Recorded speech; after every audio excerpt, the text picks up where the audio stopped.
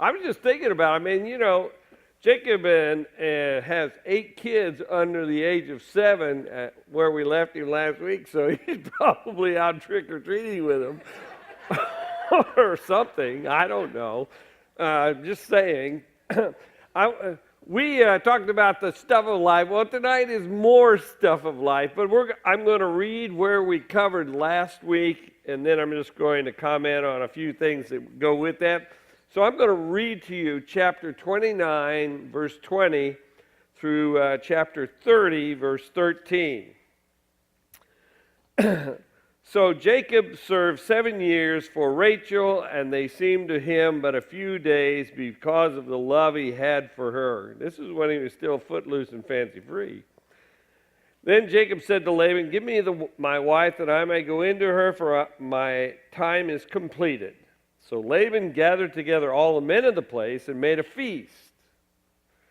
And I'm sure that the wine was flowing. But in the evening he took his daughter Leah and brought her to Jacob, and he went into her.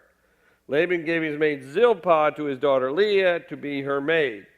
And in the morning, behold, it was Leah, and Jacob said to Laban, "What is this you have done to me? Did I not serve with you for Rachel? Why then have you deceived me?" Laban said, "It is not so done in our country to give the younger before the firstborn. Complete the week of this one, and we will give you the other also in return for serving me another 7 years."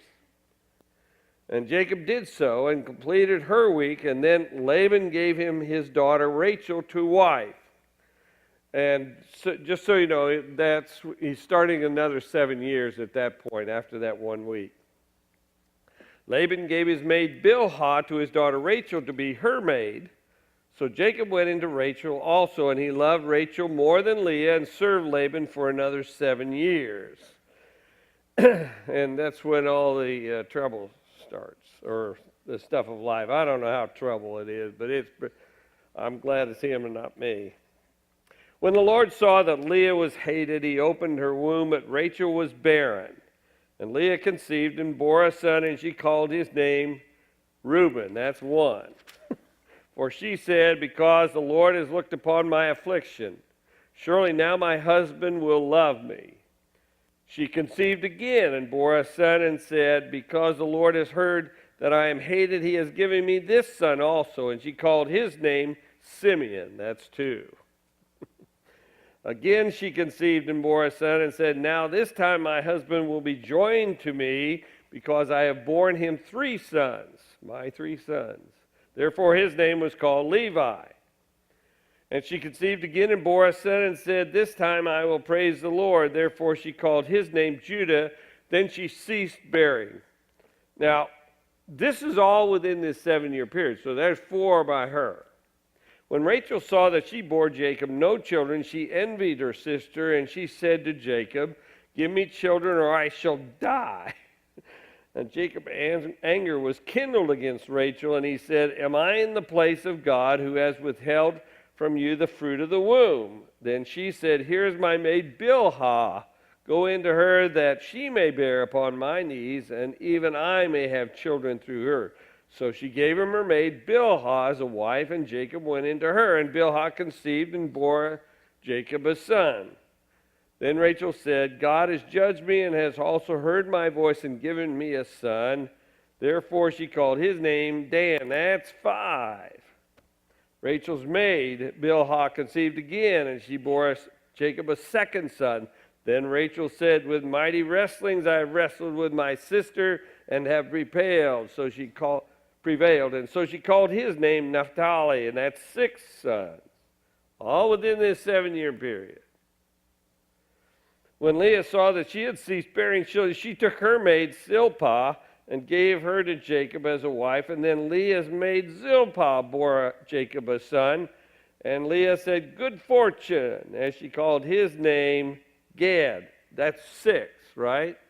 Or is that 7? That's 7. But who's counting? Leah's maid Zilpah bore Jacob a second son.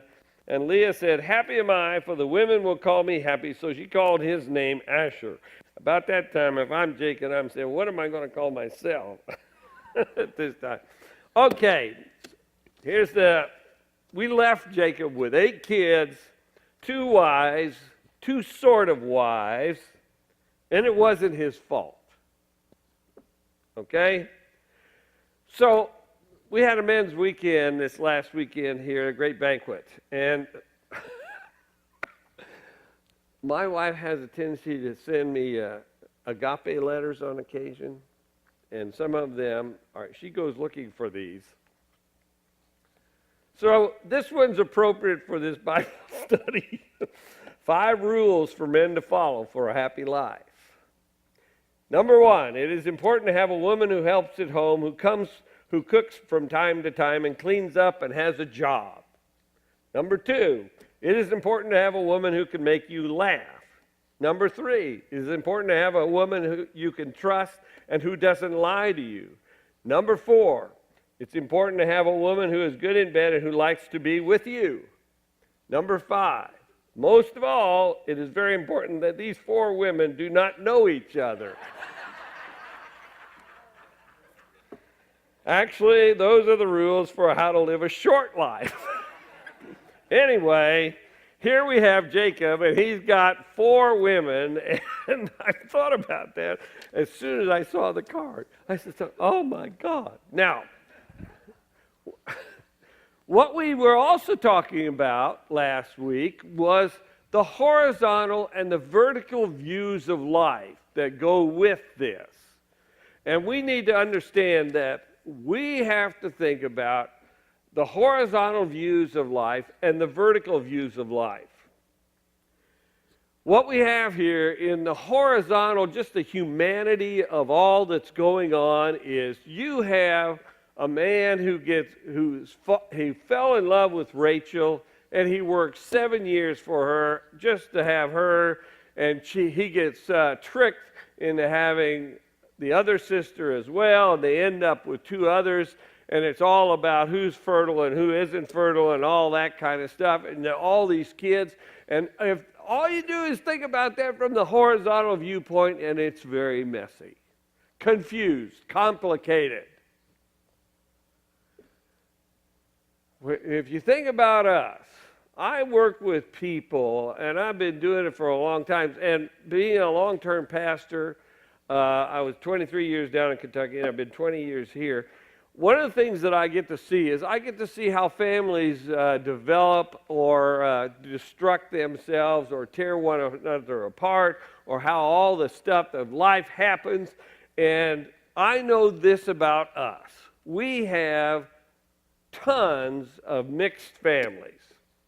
We have stepchildren and children and half-brothers and half-sisters, and we have all kinds of second and third marriages that go on, and you wonder if you stick strictly to the horizontal view of things, we're much to be pitied in reality, because everything gets all messed up and very confusing to all kinds of people, and then we're lacking in purpose, and we have to live this stuff out, and it's just unbelievable what we can do to ourselves over the years. That's the horizontal viewpoint, and if I looked at it strictly from a horizontal viewpoint, I would say, yes, we're much to be pitied for all the stuff we get ourselves into over the years. And even if you're faithful, even if you are somewhat, wanting to stick on the straight and narrow in terms of life, it doesn't matter, because people around you will complicate your life and confuse things up and everything else. And so if you look at this story, you have that kind of stuff going on from a strictly human viewpoint. But then you also have to bring into play the vertical element. What is God doing in terms of their lives? He is working out the redemption of humanity through all these kids and through Jacob and these 4 women and all that goes with it. That's what he's doing in the vertical nature of life. So there is actually purpose to everything that is happening here, But we're dealing with humanity at the same time. So you have all the envy and the jealousy that goes along with this stuff. And you got self-esteem problems in these women. And they have their own personal desires. And all these mothers are for their kids. And all that's going on. And with the horizontal thinking, it's sometimes very hard to hold on to the fact that maybe, just maybe, God is working in our lives and in the lives of people around us. And the other thing is that we go into our lives and how it's happened, and then things just turn out very much different from what we expected. If you think about this story, and this is really important, there is nobody in this story who got what they wanted. Think about it. Except maybe Laban. He got Jacob to work. But nobody got what they wanted out of this whole mess. And so they're slugging it out, and they're thinking probably pretty much horizontally. I don't know, we don't know that anyone even thinks other than horizontally, except for possibly Jacob, who has had his conversion experience back at Bethel. But God hasn't been talking to him, and we don't notice that, but we know that God has intervened in Leah's life at this point too. But we don't know that Leah knows that. What do we know? What we do know is that God is with Jacob. And he is working out the redemption of humanity through Jacob and down through his kids. That's what we do know. And Jacob knows some of that about but he doesn't know the big story either from that standpoint. But at least we know that he has had that experience with God. And one of the things about our lives is if you've had that experience with God, that it could be that aha moment, that conversion experience, whatever you want to call it, and however it occurred in the midst of your life, then you know that God is with you, and you may be actually the redemptive person for somebody in your life, a brother, a sister, your kids, could be cousins, could be people you work with. Who knows? But you could be very much with that. Now, another thing that we know about this story, and Jacob may have figured this out himself. Jacob is the covering for these 4 women and all these children. He's the covering. And the covering is someone who is the responsible person who is taking care of business in terms of the life, and also who is the one chosen by God to do that. And we do know that about Jacob. He is the covering for those 4 women and all those children. And he may know that too.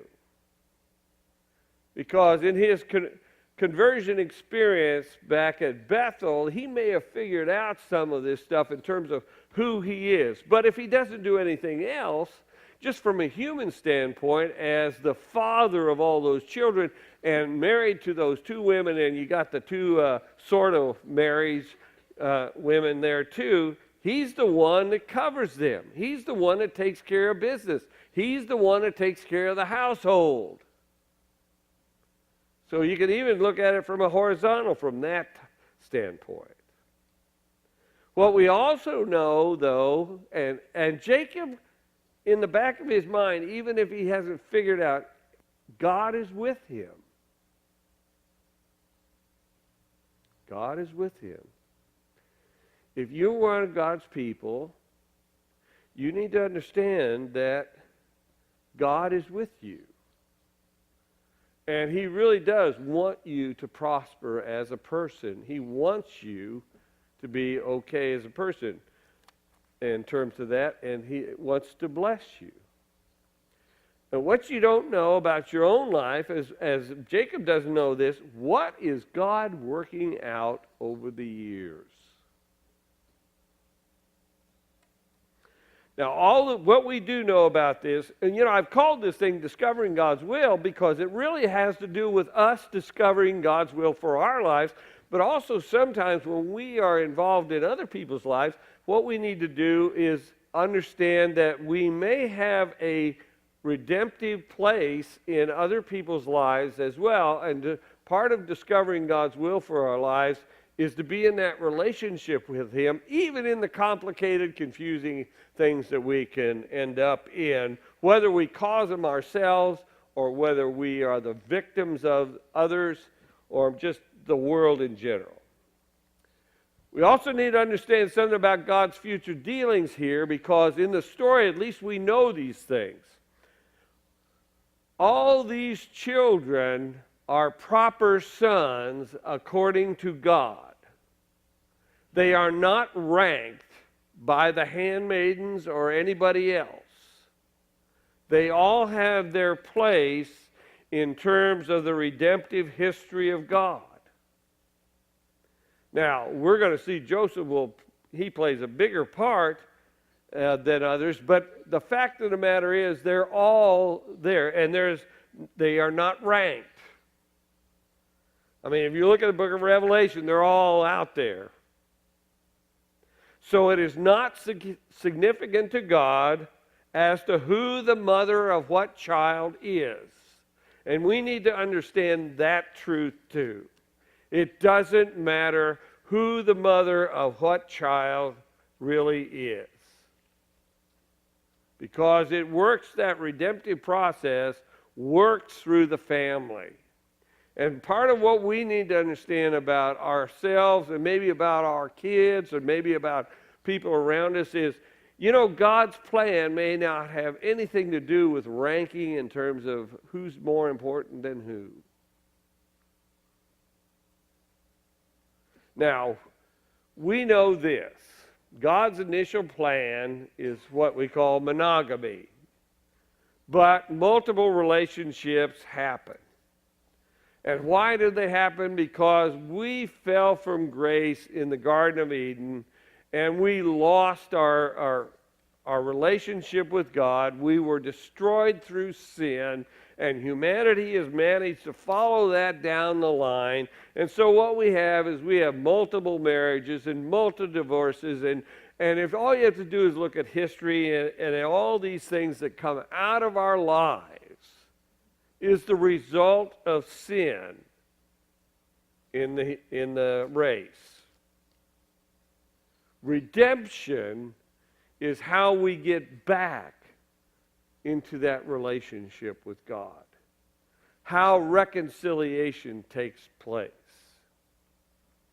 Now, as I said, I've been around a long time, and I know about our lives. And I've seen enough. I've seen enough problems in marriages and in families. I've seen the pain in marriages and people getting married again and 2 or 3 times. I've seen the damage that has been done to children and relationships, and even grandparents that go and all that they have to deal with. I have seen the confusion in terms of identity that people have because of broken homes and all that goes with that. I have seen the loss of self-worth in families. I've seen the envy and the jealousy that has occurred because of broken relationships and the way that we sin against one another. I have seen all that, and if nothing else, this kind of story ought to give us some hope, even in the midst of all that. Nobody got what they wanted. Another thing that we need to understand about this is that the Lord deals in grace, not law only. He deals in grace. And the Lord brings health even into sickness, and that sickness can be psychological, emotional, intellectual, or physical. God puts people and lives back together again. That's what God does. We do the other things pretty much to ourselves. So we're looking at a very, very confused and painful situation that these 5 adults and 8 kids at this point in time are living in. Jacob has 4 women and all these children. Laban has dealt with him in deceit. Of course, Jacob did that with Esau, and Leah has joined in terms of that deceit and sin as well. Jacob was they probably partied on that night, and Laban on purpose probably spiked the punch for Jacob, got him good and drunk, so that when he wakes up with the wrong woman, it's a country and western song. I mean, really, think about it. So we have this thing going on here. And out of this brokenness comes redemption. What a mess. But out of all this comes redemption for us. Also in this family, we need to understand something as well. They also are, even in all the mess that they're in, are going to work out a sort of redemption even for themselves. That ought to also give us hope. So what we have here is we have the vertical and the horizontal. So, and just in this stuff from last week, what is our place in our life situations? As confused and painful and maybe a mess that they are. What is our place? Well, if we are redeemed, that is, we have Jesus as our Savior and our Lord, then here's what we are called to be. We make peace. We show grace and mercy to those around us. And we work for redemption of the people that are around us. Our place, we forgive. And sometimes that forgiveness is only possible through the grace of God, because the human part of us is very difficult to sometimes to get to that place of forgiveness. So you got to rely on the grace of God. Plus, we are to be Christ in our world, whatever that life situation is, however complicated or full of sin it may be. That's what we are to be. In a lot of ways, we're kind of like John the Baptist when he says, I must decrease and Jesus must increase. You know, and sometimes that's the way it is for us. In the midst of all this complication and confusion and maybe sin against one another and all that, our job is to be Christ to our world. Now, here's another thing about this. In the midst of all this, God looks on our hearts. He doesn't look on our life situation as such. He doesn't even, in terms of what we do sometimes, because we can make a mess of things even ourselves. But God looks on your heart. He does not judge us the way we judge ourselves or the way we judge others. And we need to keep that in mind as well. So the question is your heart towards God or not? That's the most significant point here in terms of this. You know, I deal with people in all kinds of situations. I deal with people in divorce. And over the years, there have been quite a few of them, and I've been involved with around the edges, and some of them I have been too close to them. It's kind of like don't get between dogs that are fighting. You're going to end up in trouble. But, I mean, I have been in the midst of stuff over the years. And I run into all kinds of opinions about people. You can just imagine, because when a divorce is getting ready to happen, what has happened is the love has died, and love covers a multitude of sins, and I know that forgiveness can only come out of love, and so when there's no love, buddy, nothing's going to get forgiven anymore. And so I get all kinds of different viewpoints from people about other people. All the time. I get different viewpoints in those relationships from children, from the two parents, from grandparents, and just people around them because of broken relationships and everything that I hear. And all the judgment that people throw at one another and all that goes into that. And I may be the pastor of all the people.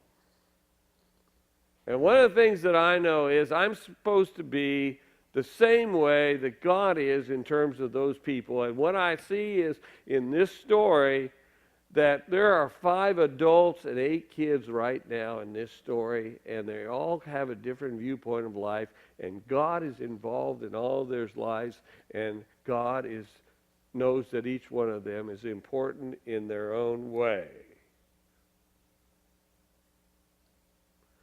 Now, we live in a time, supposedly, of more revelation than this time. And we're supposed to be in a time that's not quite as immoral or whatever in part of society. But these are BC people here. That is, they're before Christ in a lot of ways. But you know what? In our society right now, there are BC people all over the place. And some of us AD people can act pretty much like BC people at times. And you're around BC people all the time. And you need to keep that in mind. Okay? So back to the story. Because this story really is so much like what we have in our society, but we know that there's a vertical understanding and viewpoint of this as well as a horizontal. Leah has 4 boys. They're probably 4 to 5 years old, the top one of that. Zilpah and Bilhah have 2 years. They're probably 2 years or so plus, and there's 4 of them. So they're all really under 6 years of age. So they all went trick-or-treating. So in the 5th year, Leah has 2 more, and then she has a girl. And she comes up in there. So in 7 years, we have 12 children. Okay? 12 children. 11 boys and 1 girl. We have 12 children, 4 women in 7 years. Now, I wouldn't classify this as a love triangle. I don't even know what to classify it as. I wouldn't want to do the marriage counseling either in this group because, you know, they've been together now for 7 years, and I don't know how many of you ever saw that old movie with Marilyn Monroe called The 7-Year Itch. But I just go,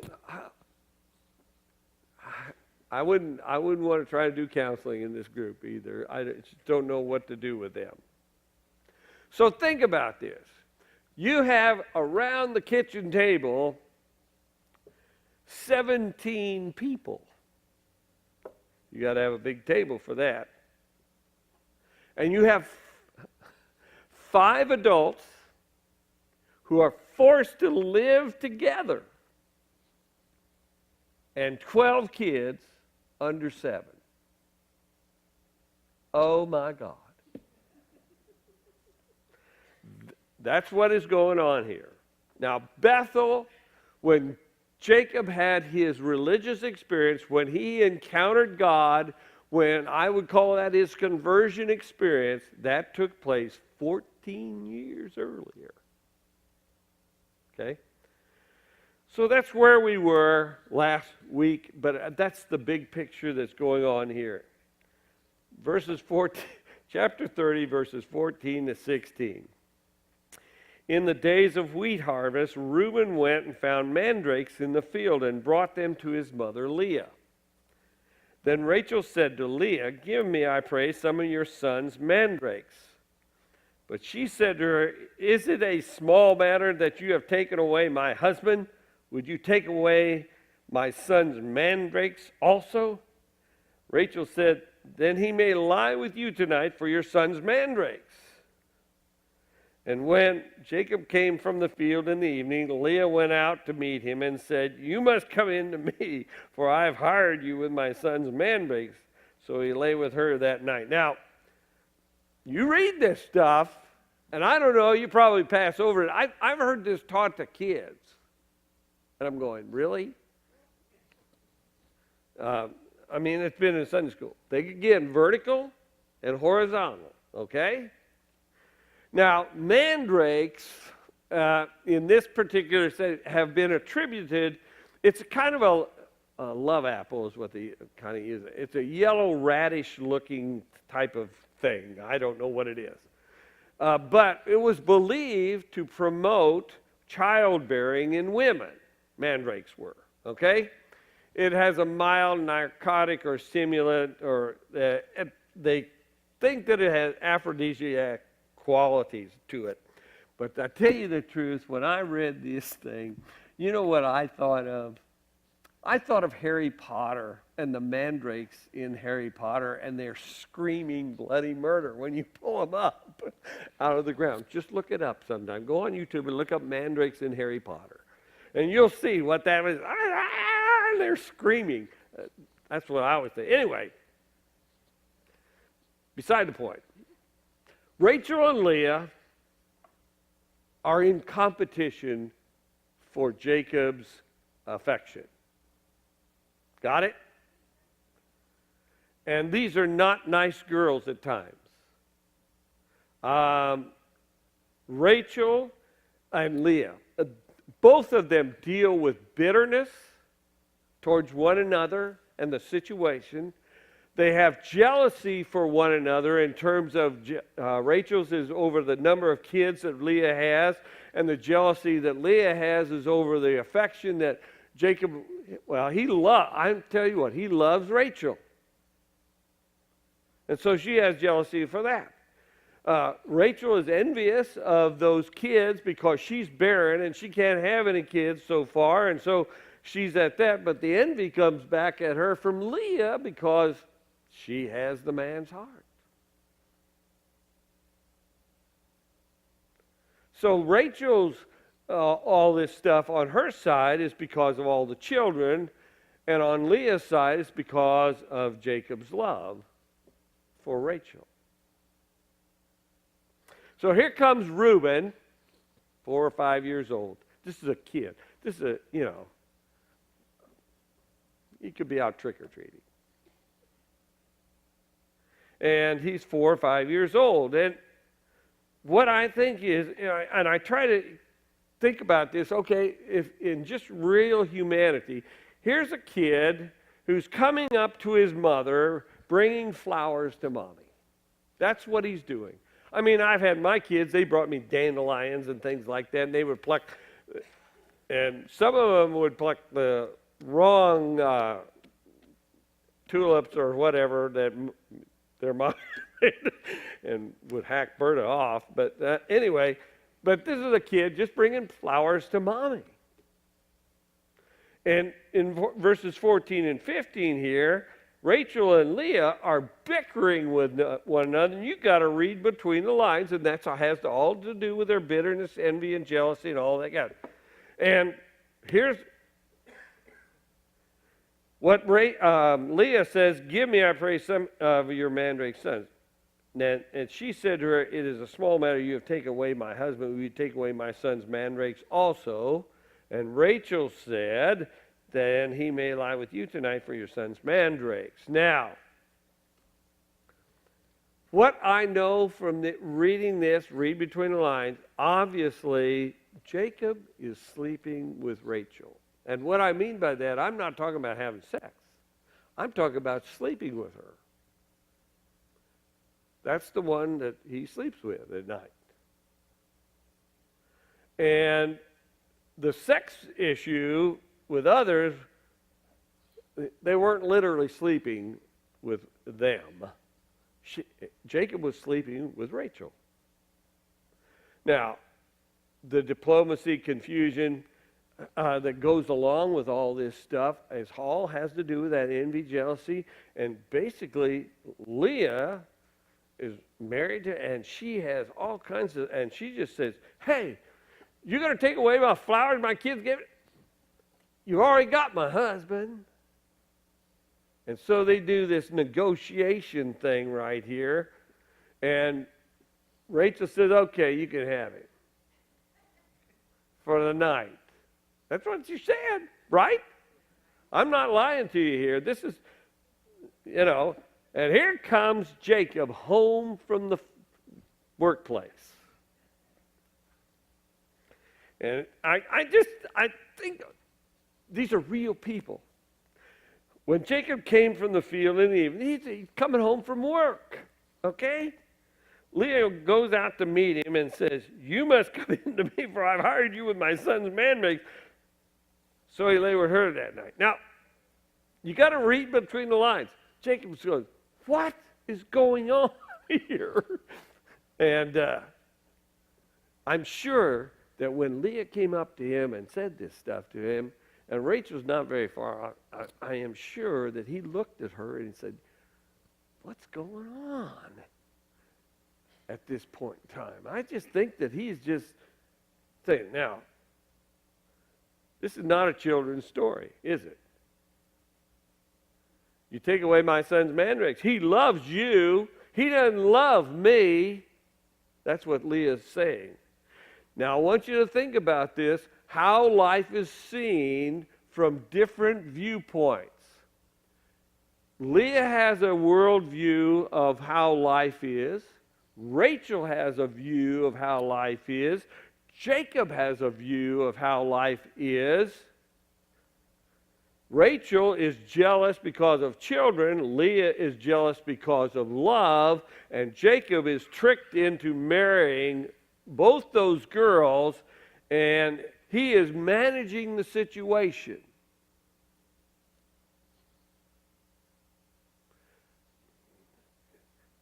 Now, you got to think about this stuff. Because in our life situations, sometimes we have very confusing things going on too.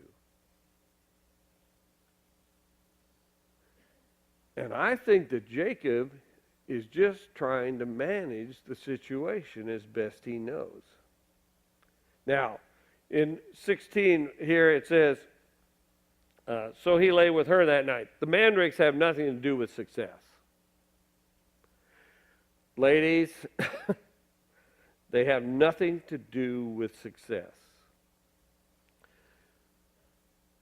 If God is with you, you will be blessed at some point in time. 17, verse 17.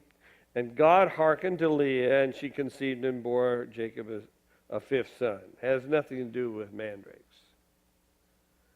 Now, verse 18, Leah said, God has given me my hire, because I gave my maid to my husband. So she called his name Issachar. Now, Issachar means reward,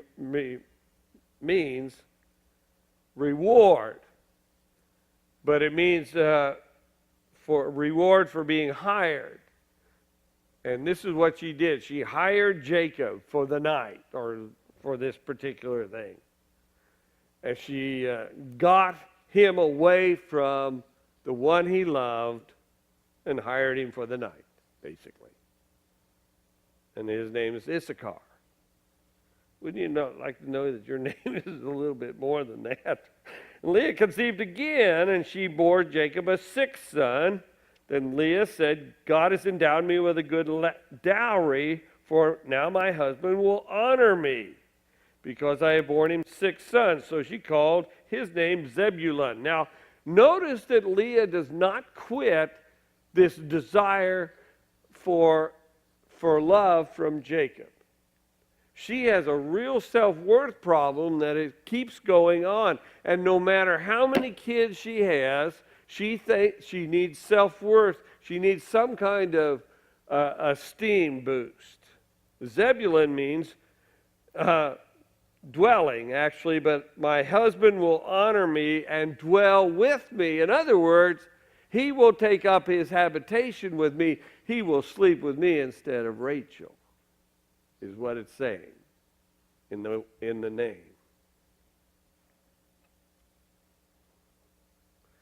In verse 21, where are you? Afterwards she bore a daughter and called her name Dinah. Now Dinah we don't talk about much because, but she's around during the story. Dinah means avenged or judged. Now, as we go through this, how do we envision the ebb and flow of things that go on in this society of this family? I mean, really, you gotta, and is this not human here? Oh, we could turn on the soap operas, and we could watch them and get the same kinds of stories pretty quick, but all you had to do, 20 years ago, Dallas was out there, and we had all that stuff, and then before that was Falcon Crest, and all kinds of stuff that we have, and, you can watch Game of Thrones and get this stuff, too, on HBO, and it's just all over the place. It's the same stories that we have right here. Now, how do you envision the ebb and flow of things? This is the part that I really try to get inside of everybody that's in the picture here. There are webs of intrigue that are going on in this family. Remember, there's horizontal and vertical thinking here. I call it palace politics. You watch movies or programs like Game of Thrones or any of those things, there's palace politics that happen all the time in terms of the interplay of people's desires, envies, jealousies, the goodwill, the good things as well as the bad things. And in the midst of all of our life situations, hey, guess what? There's palace politics going on. And the bigger the family, the crazier it gets. There are palace politics that happen in churches. There are palace politics that happen in this church, folks.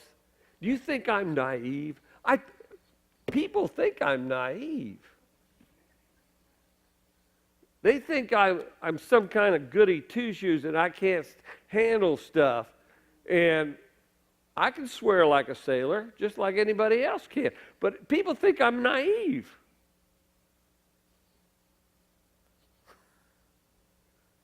Well, listen to something. I've lived this life. I know how this stuff works. I can read the Bible, and I know how this stuff works. And I know how you are, and how I am, and everybody around here. And there are palace politics that take place in this church right now, and I could name names, but I'm not going to because I'm not an idiot. In the midst of all of our life situations, there are politics involved.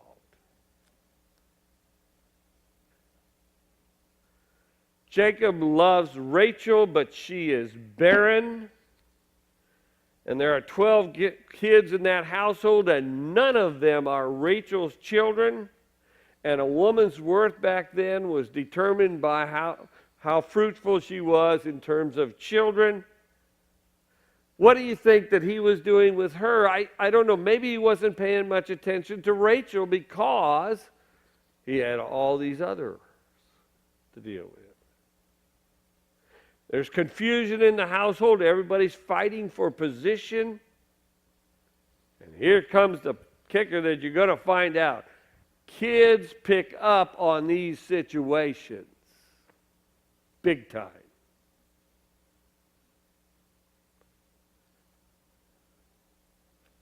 You cannot hide it all away.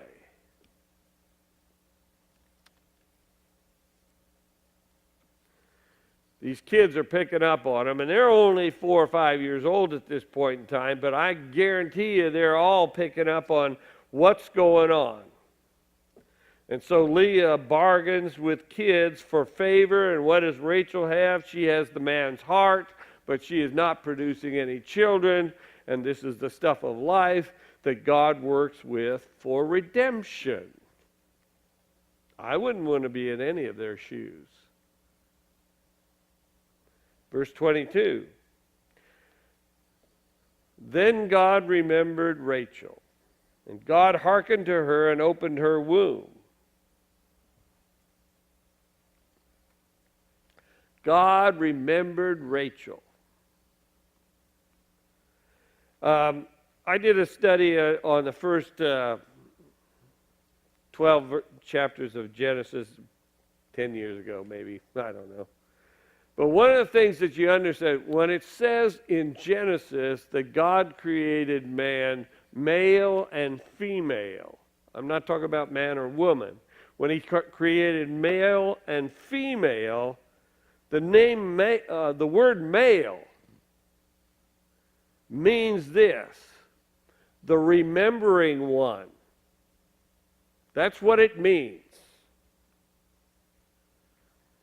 And what it means in terms of us as men is that when men were created, we are the ones who were created under God first and understood how things worked and understood the relationship with God. We're the remembering ones. And when God created female, what we are to do is we're the remembering ones. We are the ones who are the resource for revelation for women, and we're also the ones who remember the other sex, the spouse. We are the ones who remember. In so many stories that we've seen in movies and other kinds of things, is that there may be a big battle and the men are involved in it, and then the guy at the end of the thing has to go and save the girl, right? And all that is saying is that's the archetype of what men are supposed to do. We are supposed to remember the girl, save the girl. And when it says that he remembered Rachel, it means that he remembered and he was going to save the girl. So men, one of the things we're supposed to do is remember our wives. And that means that you go off and you do your thing and everything, but you better pay attention and remember that little woman that's back there and make sure that you take care of it. And she is the remembered one.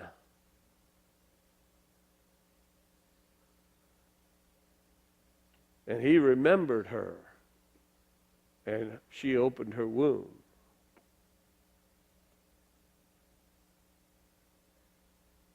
Now, this is what's going on here in the midst of this.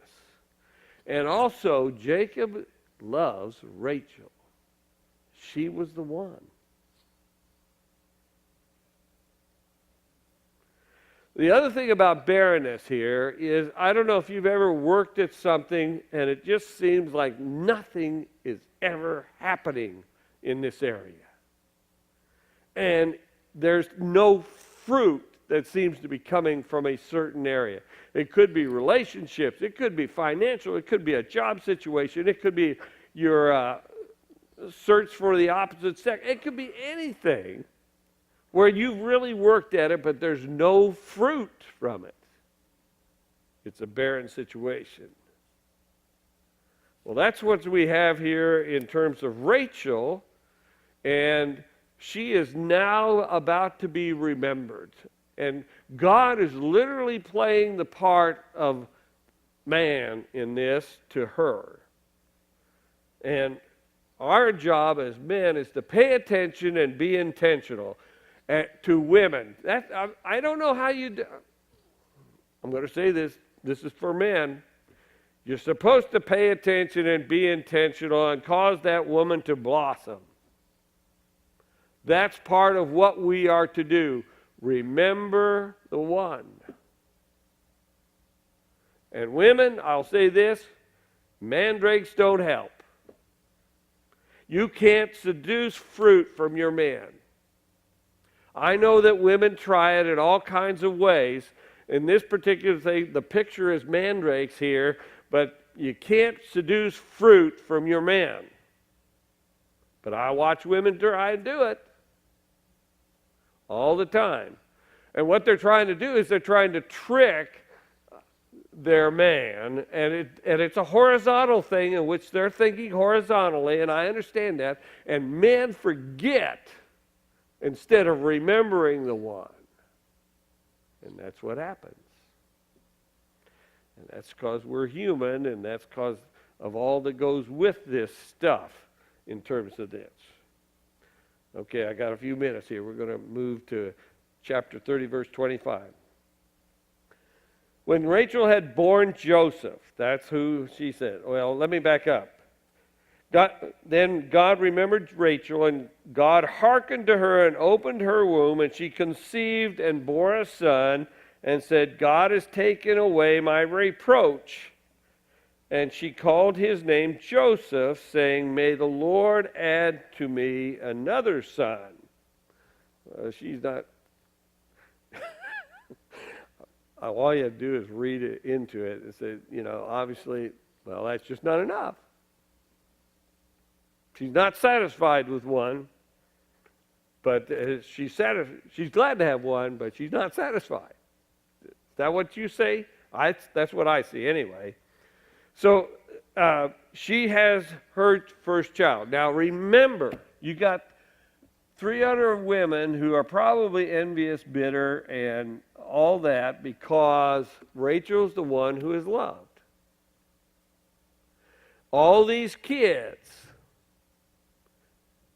listen to their mothers, you might say. And so there's all kinds of politics that's going to develop, and basically the oldest is about 6 or 7 years old, and they all run right down to Joseph in terms of that. And you got to understand that God's working the redemption of humanity out here in the midst of all this horizontal stuff. So, verses 25 and 26. When Rachel had borne Joseph, Jacob said to Laban, send me away that I may go to my own home and country.